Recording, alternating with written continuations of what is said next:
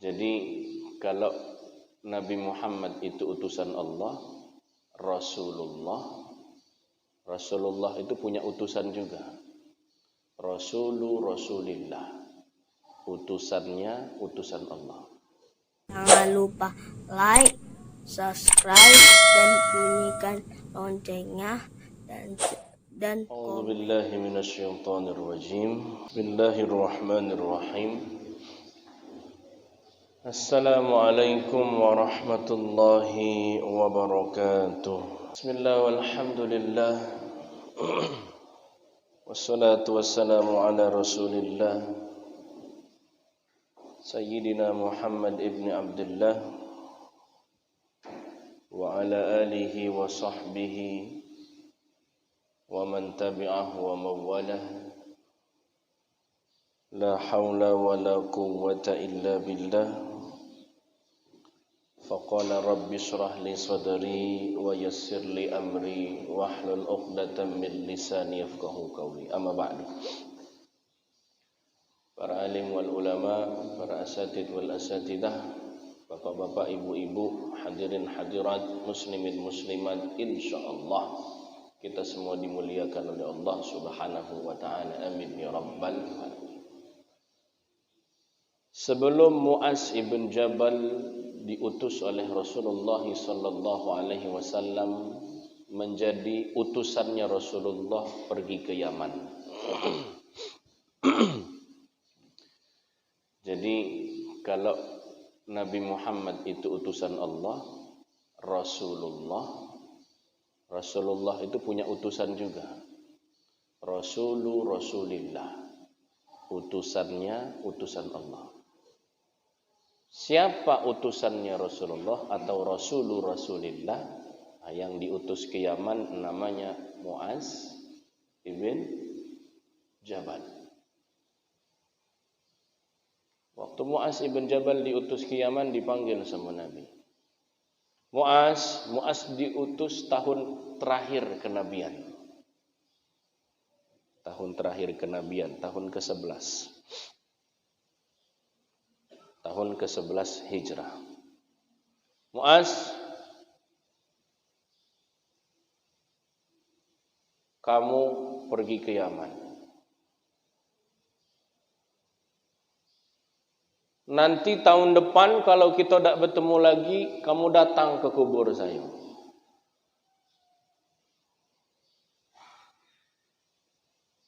Nah, dalam hadis nanti disebutkan, man zarani ba'dal maut faka'annama zarani fil hayat. Mereka yang mendatangiku setelah aku mati, kata Nabi, itu sama dengan mendatangiku ketika aku masih hidup. Jadi kalau kita ziarah ke kubur Nabi sekarang, itu macam dulu kalau sahabat main ke rumah Nabi. Kata Nabi, Mu'az, kalau tahun depan tidak bertemu lagi, what is it?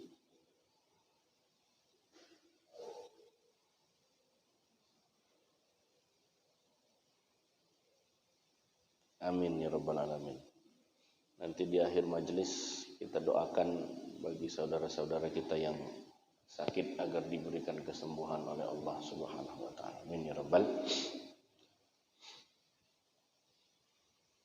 Tahun depan kalau kamu tidak bertemu lagi dengan saya, kamu datang ke kubur.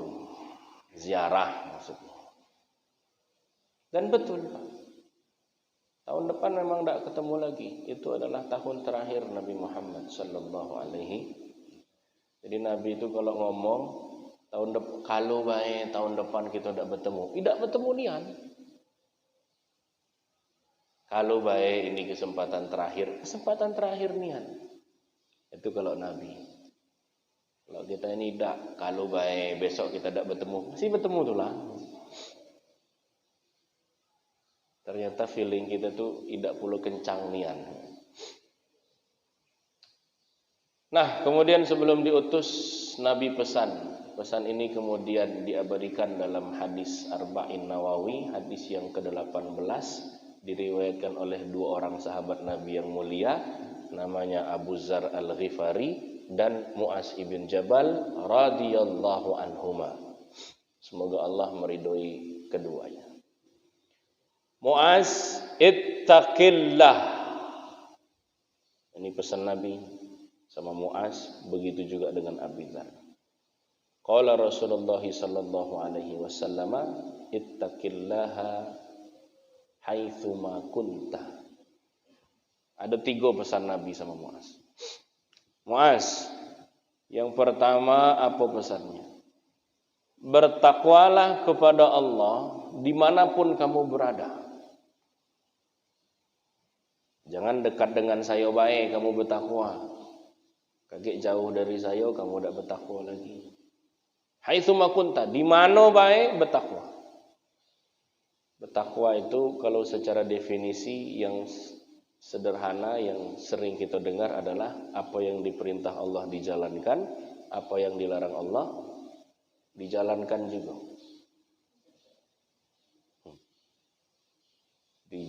Dijauhi. Kalau yang dilarang dijalankan juga namanya bukan takwa. Fasik namanya. Pesan pertama Nabi, ittaqillah, bertakwa. Yang kedua, wa'atbi'is sayyi'atal hasanata tamhauha. Kata Nabi apa? Mu'az, kalau baik kamu kagak berbuat salah, berbuat dosa. Nabi tahu meskipun kelasnya sahabat, tapi yang namanya kesalahan dan dosa itu pasti. Kenapa? Karena sahabat tidak sampai maksum. Maksum itu artinya apa? Terjaga dari dosa. Kalau Nabi Muhammad sallallahu alaihi wasallam maksum, tidak pernah berdosa. Keliru mungkin, berbuat kesalahan bisa saja, tapi berdosa tidak pernah. Maksum, itu yang disebut dengan maksum. Kalau sahabat tidak, dia tidak maksum, maka dosa itu pasti terjadi. Maka kata Nabi apa Mu'az, kalau baik kagak kamu berdosa. Ini ada obatnya. Apa obatnya? Fa'at bi'is sayyi'atal hasanata tamhauha. Kalau nanti kamu berbuat dosa, maka hapuslah dosa itu dengan, hapuslah keburukan itu dengan kebaikan. Jadi keburukan itu bisa dihapus dengan apa? Dengan kebaikan. Detil tidak ini? Detil tidak? Kata Nabi sama Mu'az, wahai Mu'az, hapuslah keburukan dengan kebaikan. Detil tidak? Belum. Belum. Kebaikan yang cak mano?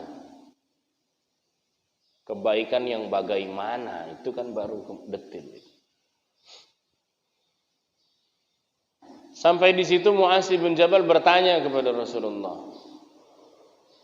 Kan Nabi pesan Mu'az, kalau kamu nanti berbuat salah, berbuat dosa, berbuat keburukan, hapus segera keburukan itu dengan kebaikan.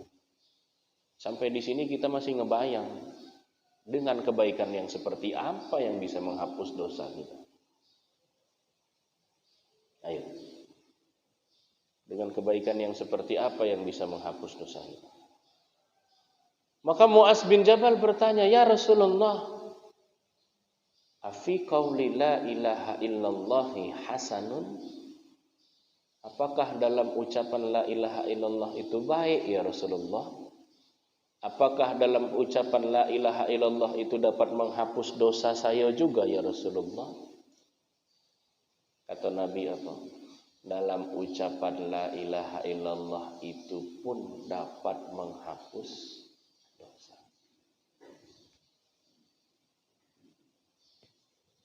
Sederhana apa tidak? Sederhana. Kalau la ilaha illallah saja bisa menghapus dosa, apalagi yang lebih dari itu. Sholat itu menghapus dosa. Haji itu menghapus dosa. sedekah itu menghapus dosa, zikir itu menghapus dosa. Intidharu shalah ila shalah. Intidharu shalah ila shalah itu menunggu satu sholat ke sholat lainnya. Orang yang menunggu dari satu sholat ke sholat lainnya, meskipun dia tidak berbuat apa-apa, selagi ia menunggu dari satu sholat ke sholat lainnya, selama itu tercatat pahala untuknya, terhapus dosa untuknya. Selama dia menunggu dari satu sholat ke sholat lain. Jadi gimana? Kita tunggu sholat zuhur.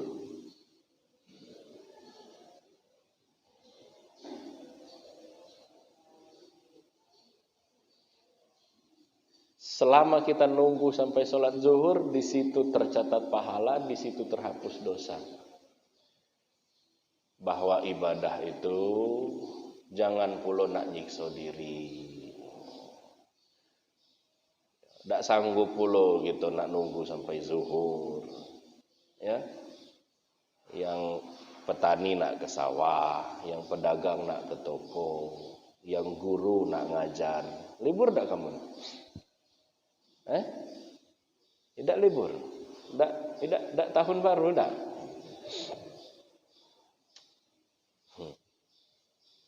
Iya. Tak pula macam itu kalau nak ibadah. Jadi cak mana Pak Ustaz? Kira-kira solat apalah yang pacak ditunggu dan itu tidak membutuhkan waktu lama? Isya ke subuh? Maghrib ke Isya. That's right. Dari maghrib sampai Isya. Maka orang-orang tua dulu tuh kalau udah masuk masjid maghrib dia udah balik lagi. Makannya kapan? Entah habis Isya, entah sebelum maghrib. Jadi dari maghrib ke Isya itu ngapa? Ya udah kate duduk baik. Jadi selama duduk itu berpahala Pak Ustaz? Berpahala. Kalau tujuan dia menunggu sholat. Nunggu sholatnya baik, kehitung pahala, kehapus dosa. Apalagi, gimana ilmu usul fikihnya ini? Apalagi sholatnya. Cuma jangan gara-gara itu, kata Ustadz menunggu sholat itu dapat pahala, dihapus dosa. Habis maghrib duduk di sini nunggu sholat Isya. Udah seazan Isya balik. Tak sholat Pak? Tak. Aku nak nunggunya baik. Tak bisa macam itu. Haji menghapus dosa. Al-umratu ilal umrah, satu umrah ke umrah lainnya. Tapi kalau kemudian kita, itu kan pekerjaan-pekerjaan, amalan-amalan yang butuh proses. Sholat itu ada prosesnya, haji ada prosesnya. Tapi ada dia amalan yang tidak terlalu lama prosesnya, bahkan bisa dilakukan kapanpun, dimanapun, dalam keadaan berbaring maupun duduk maupun tegak, sambil lari bisa. Yaitu berzikir kepada Allah. Maka Mu'az tadi bertanya, ya Rasulullah, kira-kira la ilaha illallah itu pacak tak menghapus dosa? Kata Nabi apa? Bal hiya ahsan. La ilaha illallah juga bisa menghapus. Baik, Bapak Ibu yang dimuliakan oleh Allah Subhanahu wa taala, sekarang kita bahas sosok Mu'az radhiyallahu an. Jadi Mu'az itu bertanya bukan karena tidak tahu. Mu'az bertanya kepada Rasulullah itu bukan karena tidak tahu, tapi untuk memberitahu yang belum tahu. Untuk memberitahu yang belum. Jadi kita bertanya, Pak, Bu, bertanya satu hal yang sudah kita tahu, kemudian kita pertanyakan, itu boleh, tapi dengan tujuan biar yang lain ikutan tahu. Misal, Bapak Ibu udah tahu manfaat dari berwudu itu apa, misal, atau manfaat sholat tahajud itu apa, sudah tahu. Tapi pengen yang lain tahu juga. Kalau bapak ibu yang ngunjuk tahu, kagak dak didengar wong. Ai Pak Ustad, siapa laku Pak Ustad? Mantan preman misalkan. Mano ada kalau aku ngomong manfaat sholat tahajud, mano ada didengar wong Pak Ustad? Siapa laku? Aku lah tahu manfaatnya, tapi aku nak bertanya, ngapo? Biar yang lain. Motif pertanyaan macam itu dibenarkan.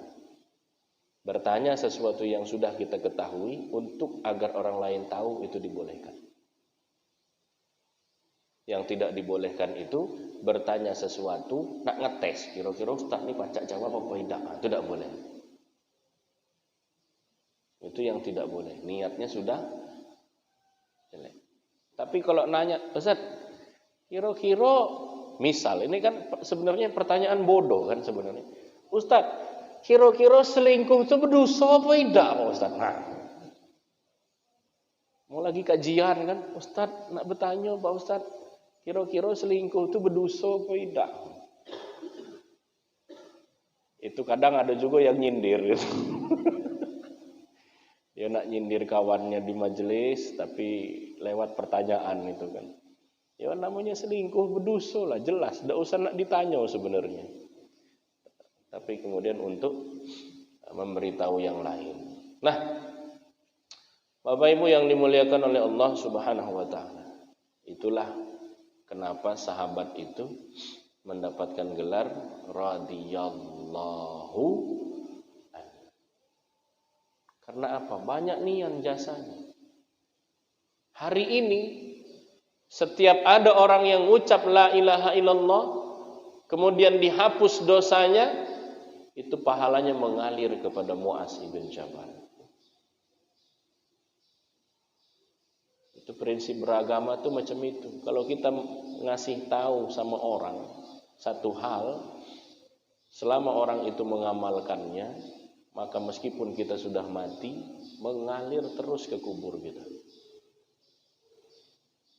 Maka pahala Nabi itu banyak sekali. Kenapa? Kita sholat itu, kita dapat pahala, Nabi dapat pahala juga apa tidak? Dapat pahalanya tidak Nabi? Dapat. Ngapa? Ya karena kita pacak sholat itu karena ajaran Nabi, meski bukan Nabi nian yang langsung ngajarin kita. Jangan kaget gitu ngaku-ngaku. Kemarin saya diajarin sholat Pak Ustaz. Sama siapa? Sama Nabi Muhammad. Wih, hebat Bapak. Udah jadi wali rupanya. Iya Pak Ustaz, saya jadi wali. Wali apa? Wali murid. Radhiyallahu an. Mereka para sahabat itu sebab turunnya hadis.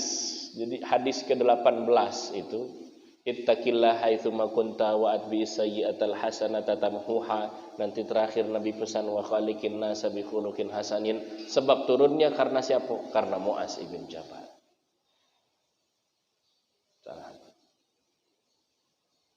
Ada juga yang karenanya Allah turunkan ayat Al-Quran. Allah. Jadi kita tuh tidak boleh merasa lebih baik daripada para sahabat. Kenapa? Karena sahabat itu karena mereka ayat Al-Quran turun. Ada ayat yang turun karena mereka. Dan saya dapat pastikan tidak ada satu ayat pun turun yang berkenaan dengan kita. Apa? Lah selesai Quran. Turunnya lah selesai. Jadi kalau kita baca Quran surat Al-Mujadilah. Surat apa dia? Al-Mujadilah. Surat yang ke-58. Boleh disebut Al-Mujadilah, boleh juga disebut Al-Mujadalah. Boleh, Al-Mujadilah atau Al-Mujadalah. Ayat yang ke-1 sampai ayat yang ke-4. Itu turunnya, ayat itu turun oleh karena salah seorang sahabat perempuan bernama Khawlah binti Sa'labah. Jadi Khawlah binti Sa'labah adalah salah seorang perempuan yang aduannya didengar oleh Allah Subhanahu wa taala di langit yang ketujuh. Jadi Bahasa Allah di langit yang ketujuh itu untuk menunjukkan ketinggian Allah. Bukan berarti nak Tuhan di situ nian, tidak. Jadi Tuhan di mana Pak Ustaz? Ya terserah Tuhan, nggak pun nak nanya-nanya. Tuhan nak di langit yang ketujuh, terserah Tuhan. Tiba nak pindah ke langit yang keempat, jadi duguk. Ngapa kita nak ngatur-ngatur Tuhan di mana? Doanya didengar, aduannya didengar oleh Allah. Qad sami'a Allahu qawlan allati tujadiluka fi zawjiha wa tashtaki ila Allah. Sebab turunnya ayat ini adalah oleh karena Khawlah ini dizihar oleh suaminya. Dizihar. Apa nih yang dizihar itu Pak Ustaz? Dizihar itu semacam cerai. Dan dulu sebelum ayat ini turun, hukumnya sama persis seperti cerai. Itu zihar namanya. Zihar itu bagaimana Pak Ustadz? Seperti perkataan seorang suami kepada istrinya, anti alayya ka dhahri ummi. Kamu bagiku seperti punggung ibuku. Maksudnya apa? Tidak akan kusentuh kamu, haramlah kupegang kamu, haramlah kusentuh kamu seperti haramnya aku menyentuh ibuku.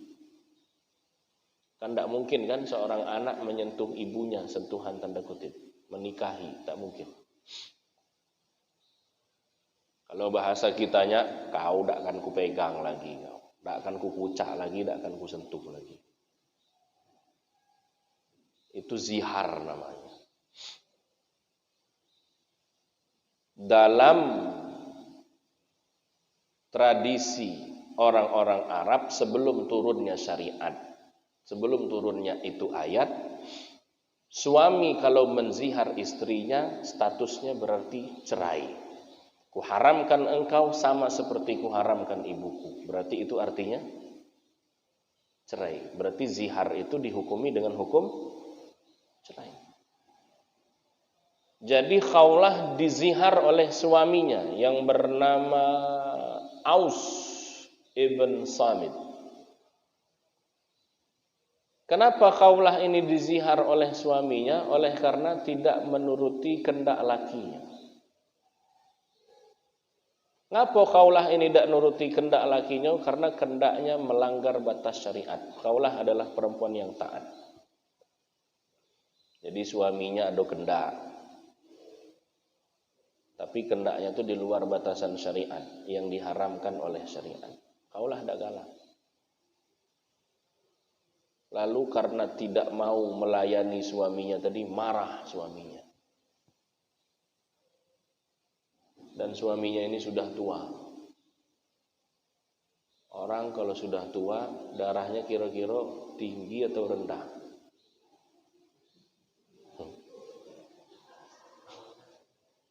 Lah 190. Orang kalau darahnya tinggi itu kira-kira emosinya cepat apa tidak? Naik. Maka itu tabiat. Orang kalau udah tua itu secara tabiat mudah marah. Tabiat. Tidak kamu baik. Setiap yang tua itu mudah marah. Tapi kalau masih muda, kok udah mudah marah, umur masih 30-40, kok gawean tuh nak marah terus, hati-hati. Belum tua lah nak marah baik itu hati-hati. Marahlah lakinya, kendak dia udah diunjuknya. Waktu marah itulah dia bilang, anti alayya ka dhahri ummi. Haram bagiku menyentuh kamu seperti aku haram menyentuh ibuku. Paginya marah, paginya menzihar istrinya, malamnya nak dikucak lagi.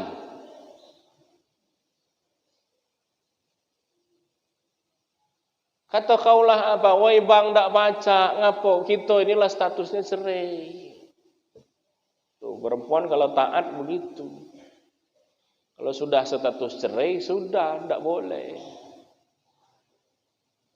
Apalagi kalau sudah cerai 3. Cerai 3 tidak boleh lagi.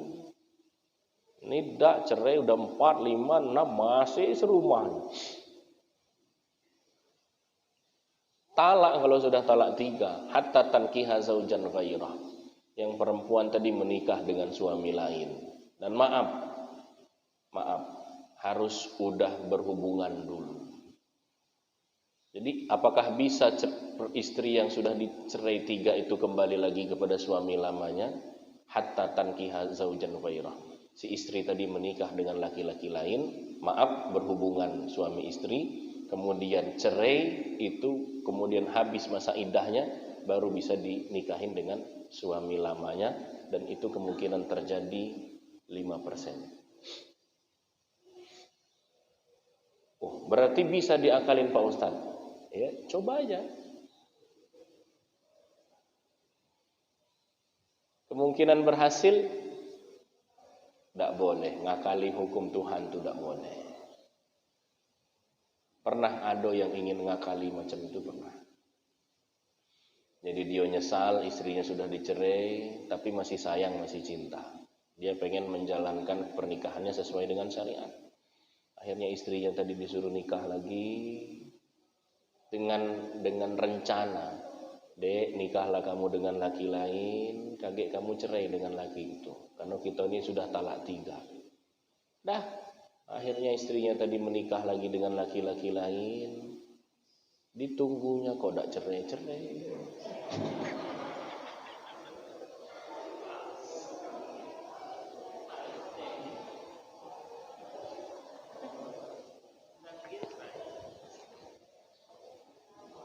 Pas ditanya, dek, ngapa tidak cerai-cerai dengan laki kamu yang baru itu? Woi bang, maaf nian bang, laki aku yang sekarang ini lebih soleh, tiap hari ngasih duit, lebih pade ternyata yang dia dapat. Berduit, soleh pula, tidak pernah marahi aku, tidak pernah gebuk aku, tidak pernah neriaki aku.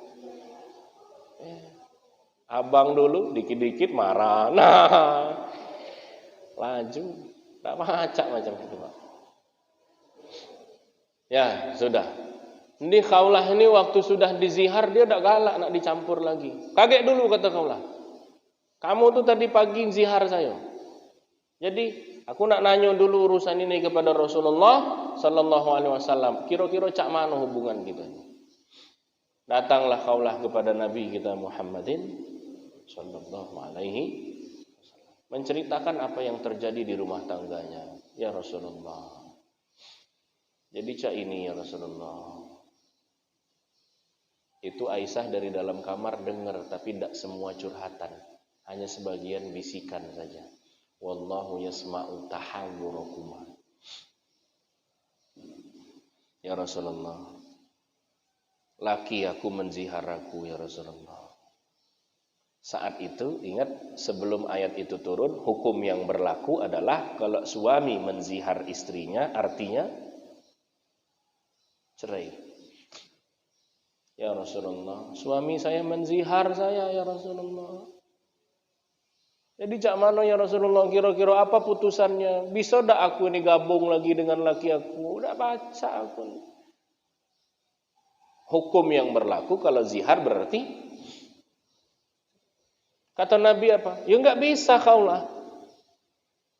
Kalau sudah zihar berarti cerai, enggak bisa. Haram, enggak bisa. Ya Rasulullah, kalau ada keputusan yang baru, kalau ada hukum yang baru ya Rasulullah, udah kata. Dan Nabi itu menjawab sesuatu sesuai dengan wahyu. Sebelum ayat Al-Quran turun, maka Nabi akan menjawab sesuai dengan yang sudah ada. Tidak bisa kata Nabi, status kamu dengan laki kamu itu berarti cerai. Oh ya Rasulullah, tidak pacak aku cerai dengan dia Rasulullah. Tengoklah aku nilai umur 60. Sekiranya aku cerai dengan laki aku tuh, kira-kira siapa yang tidak dengan aku? Siapa yang galak dengan aku? Padahal Khawlah itu perempuan yang cantik di umur ke-19. Tapi sekarang umurnya berapa? 60. Secantik apapun gadis umur 19 tahun, percayalah kalau udah umur 60-70, peotulah. Maka kalau sudah umur 70, berdandan boleh berdandan umur 70, pakai bedak. Tapi jangan cak ABG umur 19 tahun. Mau ditutupin kayak gimana juga yang namanya tua itu. Kejingoan tuh lah, pakai make up. Biar kelihatan muda. Tua mah tua aja ya. Ya Rasulullah, aku tak bisa bercerai dengan dia ni, anakku kaget siapa ngurusnya. Aku ni lah tua pula, payah pula kalau nak nikah dengan yang lain. Tidak bisa Khawlah, itu statusnya cerai karena suami kamu sudah menzihar kamu. Ademlah muncak itu aku nak ngadu sama Allah baik, kata Khawlah. Saya mau ngadu dengan. Akhirnya dia pun berdoa kepada Allah Subhanahu wa taala. Disitulah Khawlah berdoa dekat Nabi itu. Kemudian ketika Khawlah berdoa mengadu apa yang ia rasakan di dalam rumah tangganya, perkara tersebut diadukan kepada Allah Subhanahu wa taala. Ketika Khawlah mengadu kepada Allah, Nabi tertunduk. Nabi itu kalau sudah tertunduk artinya dapat wahyu. Jadi wahyu itu berat. Nabi kalau sudah dapat wahyu tertunduk, Nabi berat. Jadi kalau Nabi tertunduk artinya dapat wahyu. Ini yang nunduk-nunduk ini dapat wahyu.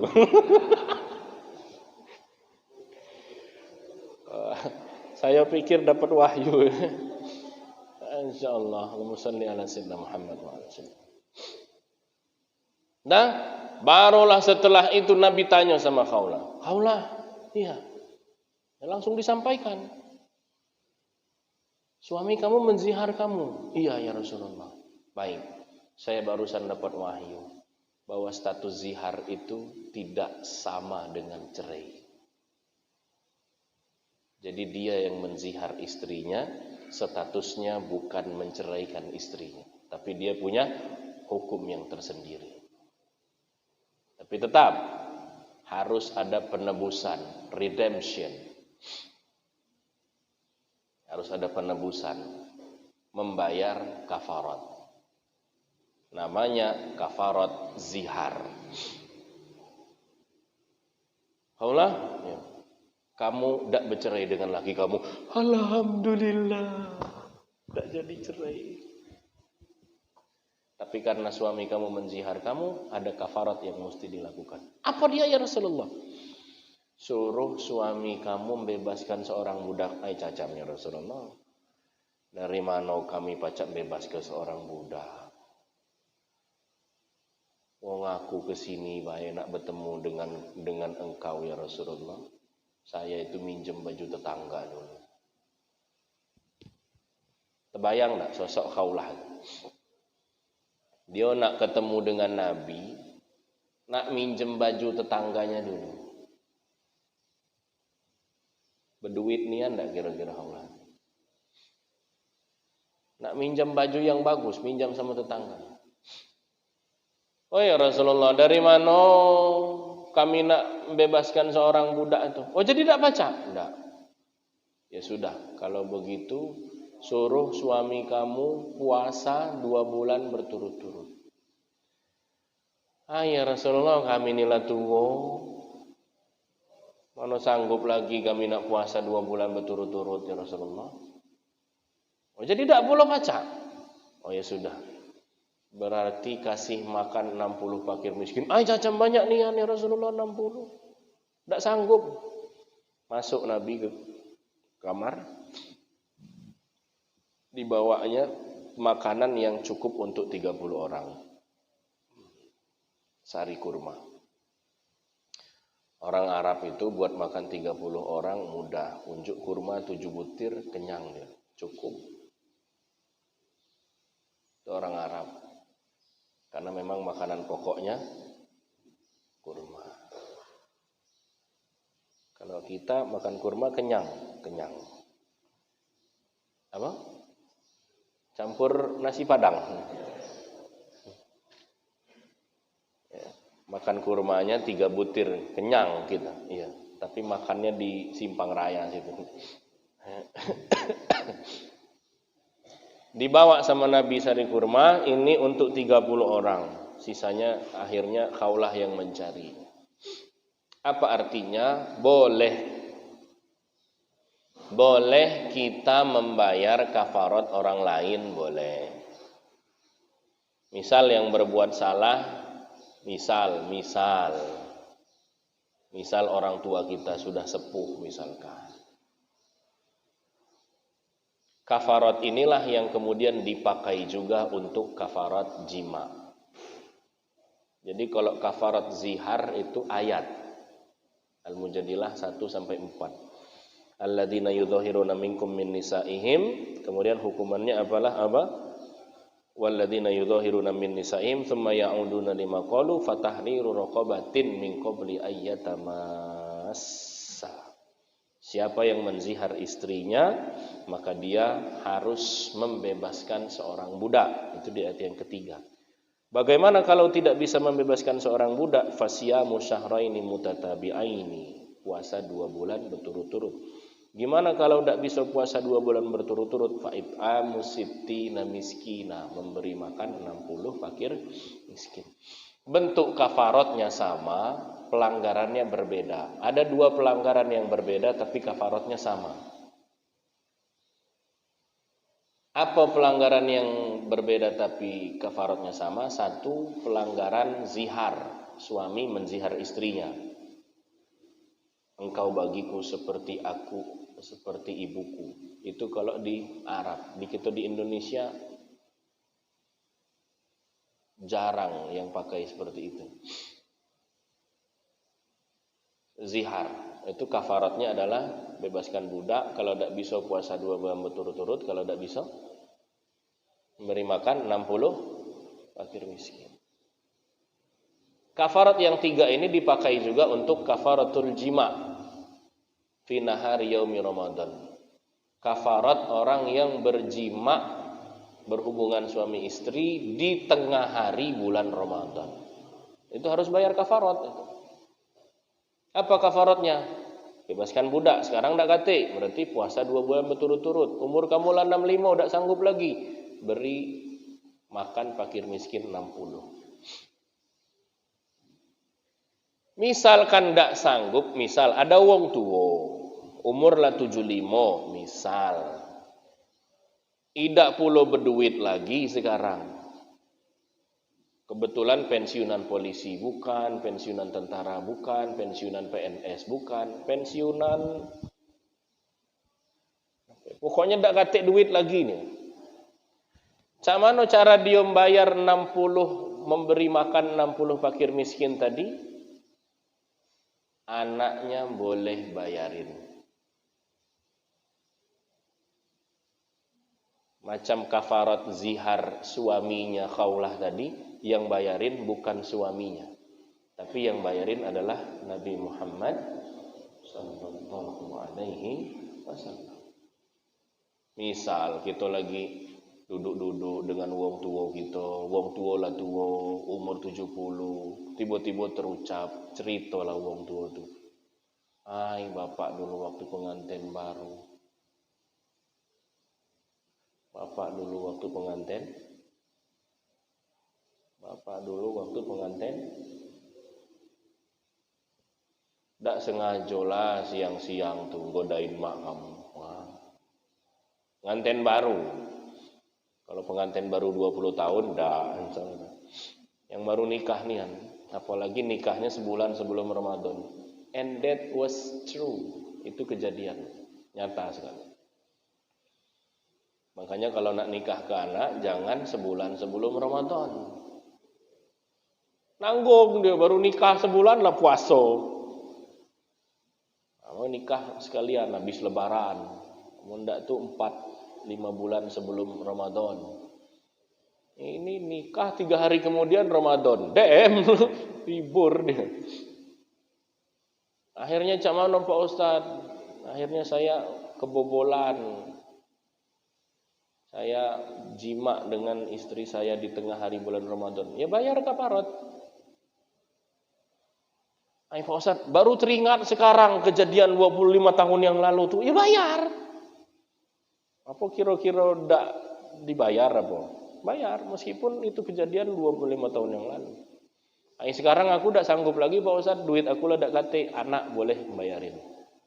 Ya, itulah Khawlah binti Tha'labah yang karenanya Allah turunkan 4 ayat, 1, 2, 3, 4 Al-Mujadilah ayat 1 sampai ayat ke 4. Ada tidak kira-kira ayat Al-Quran yang turun karena kita? Kita lagi ngapain gitu tiba-tiba turun ayat, ada enggak? Ada. Ini Khawlah binti Tha'labah. Aduannya didengar oleh Allah Subhanahu wa ta'ala. Maka ketika Umar bin Khattab menjadi pemimpin, jadi Nabi wafat digantikan Abu Bakar, Abu Bakar wafat digantikan Umar bin Khattab. Dan yang namanya seorang pemimpin itu pasti banyak ajudannya tuh. Banyak dia punya pengawal tuh. Banyak ajudan, asisten, pengawal, ada Pol PP, ada dari tentara, ada dari polisi, kira-kira macam itu. Umar ketika sudah menjadi pemimpin Amirul Mukminin dengan pengawalnya, dengan ajudannya, tiba-tiba ada seorang perempuan tua. Ada seorang perempuan tua. Ingat Khawlah tadi berduit apa tidak dengar? Terbayang tidak dengan kamu ada perempuan tua bajunya tidak pula bagus. Tiba-tiba datangin seorang pemimpin tertinggi. Datang Khawlah kepada Umar. Kata Khawlah apa? Oi Umar. Umar waktu dengar Khawlah ngomong, diam Umar, tertunduk. Umar, tengoklah kamu sekarang, hai cacam, sekarang kamu lah jadi Amirul Mukminin. Kamu ingat tak dulu kamu kecil-kecil itu galak belagu? Memang iya Umar. Umar itu sebelum masuk Islam terkenal betul. Kalau ada lomba gulat, lomba belagu, miluk tulah. Umar sebelum masuk Islamnya galak belago, galak kelahi, galak minum, bunuh mulu. Tengoklah kau sekarang lah jadi pemimpin. Kau ingat tak dulu? Kau galak belago. Tunduk be Umar. Mar. Dah. Jadi Khawlah memberi nasihat kepada Umar. Kamu bertakwa kepada Allah ya. Ittaqillah. Ingat, kamu sekarang pacak hebat macam ini. Kamu dulunya awalnya dari apa? Itu dinasihatin Umar. Dan Umar waktu dinasihatin sama Khawlah, diam, didengar.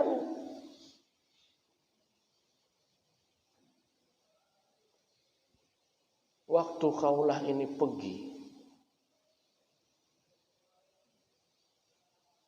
asistennya tadi, ajudannya tadi, wong-wong yang di samping Umar tuh nah heran galau. Cacam siapa Tino Tuwo ini? Kok bisa dia ngomong sama Umar sampai tertunduk Umar? Siapa nian betino ini? Awalnya tuwe, baju jelek. Ya Amirul Mukminin, kenapa kau dengarkan perkataan perempuan yang tua tadi? Apa kata Umar? Kalaulah dia menasihatiku 24 jam, akan aku dengarkan kecuali untuk sholat. Kamu tak tahu dia siapa? Tak tahu wahai Umar.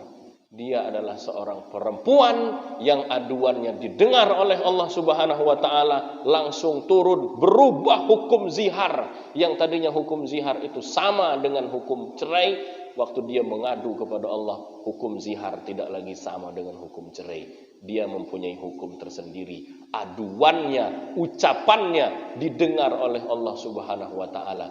Maka apakah kemudian Umar tidak mendengar perkataan yang perkataannya didengar oleh Allah Subhanahu wa taala? Mana ibu tadi? Lah pergi. Makanya kalau nengok uang tuh jangan dari covernya. Nengok baju jelek, paling kenek, paling kuli bangunan, paling pekerja harian. Belum tentu. Bisa jadi dia wali. Tapi jangan setiap ngelihat orang bajunya jelek, ini pasti wali. Belum tentu juga. Tuh, pelajaran yang pertama. Pelajaran yang kedua apa? Masih cukup dah? Mau nunggu sholat zuhur niat tidak? Sampai syuruk, Kak. Belum terang. Pokoknya kalau sudah terang amannya itu.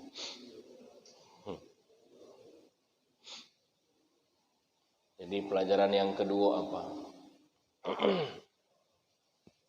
Khawlah tidak menjelaskan dirinya. Tidak menjelaskan dirinya. Kan waktu Khawlah nasihatin Umar tuh yang lain tuh kan sama.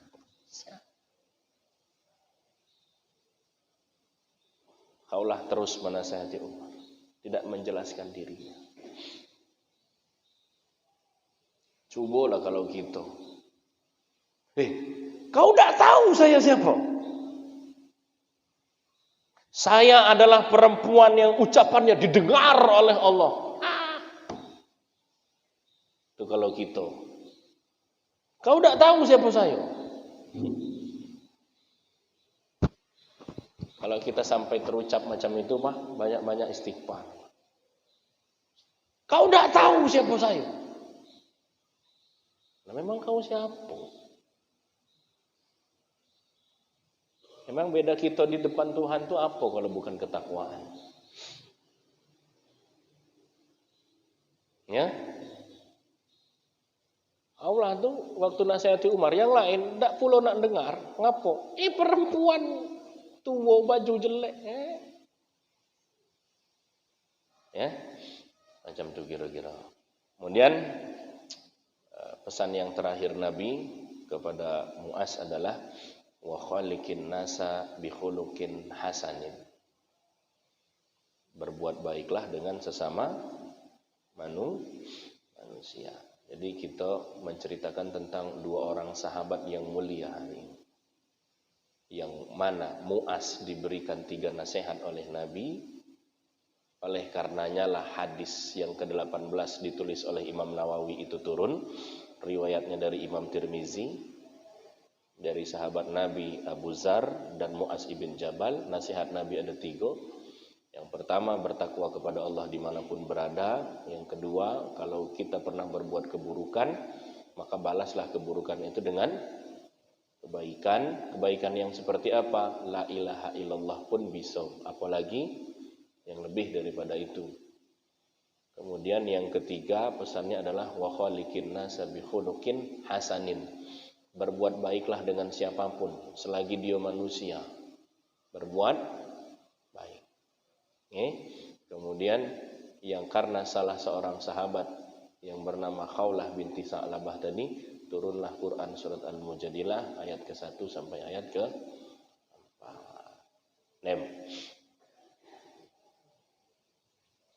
Nggih Bapak, Ibu dulu. Ibu ada pertanyaan, Bu? Ndak kate? Bapak? Ndak kate lah jam 6 lebih. Coba. Subhanakallahumma wa bihamdika asyhadu an la ilaha illa anta astaghfiruka wa atubu ilaik. A'udzu billahi minasyaitonir rajim. Bismillahirrahmanirrahim. Alhamdulillah. Allahumma shalli ala sayyidina Muhammad wa ala ali sayyidina Muhammad. Rabbana zidna ilman warzuqna fahman wa alhiqna bis shalihin. Allahumma arzuqna fahman nabiyyina wa hifdzal mursalin wa ilhamal malaikatikal muqarrabin. Allahumma arzuqna ilman nafi'an wa rizqan wasi'an wa shifaa'an min kulli da'in wa saqamin. Rabbana atina fid dunya hasanah wa fil akhirati hasanatan wa qina adzabannar. Wa sallallahu ala sayyidina Muhammadin nabiyil ummi wa ala alihi wa sahbihi wa baraka wa sallam. Subhana rabbika rabbil izzati amma yasifun wa salamun alal mursalin walhamdulillahi rabbil alamin. Assalamualaikum warahmatullahi wabarakatuh.